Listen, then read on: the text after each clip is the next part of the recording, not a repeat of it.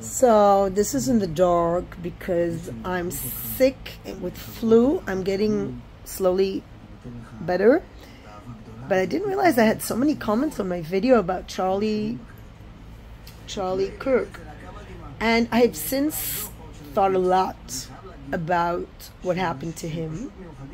And seeing his killer helped me think in a different direction. First of all, I think we absolutely have to denounce the killing 1,000,000%. I never said otherwise, by the way. But no matter what he said that I may not have liked, I still would have loved to have met him and talked to him. And that I will never be able to do because of this despicable killer. And I really feel sad for two families. The family of Charlie Kirk, I really wish them healing and a lot of love from people. And the family of the killer, and you know, as a parent, you can do whatever you want, you know, whatever you think you need to do for a child. And then, you know, it wasn't a great idea to give him a gun. And that's also something we can criticize. I am still critical of gun control, and I don't think he should have had access to guns. But I guess he hid his mental imbalance pretty well. He was in this close unit, and I think online discussions have a potential of encouraging extremism. So it would have been better to have met face to face like Charlie Kirk did. I still think I'm still critical of things he said, but I am absolutely sad that I could never meet him. And I'm really sad for his family, and I'm sad for the family of the killer who find themselves with this horrific reality.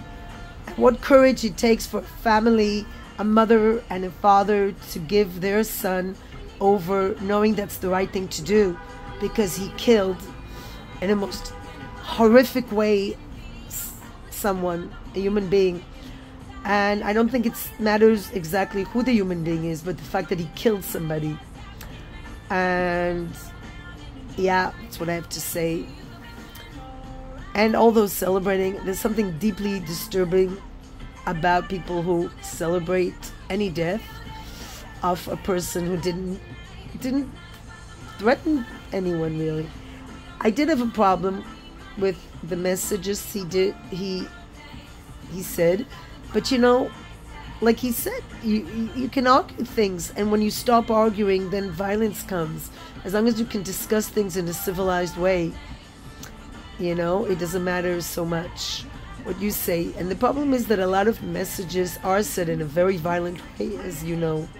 So that's what I have to say. I'm really sorry if I hurt, or I said, maybe I was too impulsive in making the video right after the assassination. And I actually have to say I'm completely traumatized by seeing what happened to him.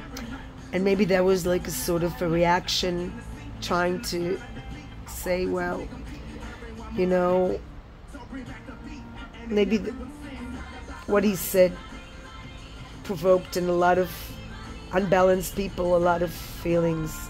But you know, I just really pray and pray that there won't be copycats, because I do fear that the killer of Charlie Kirk maybe was inspired, quote unquote inspired, by mass shooters, the one in the church particular.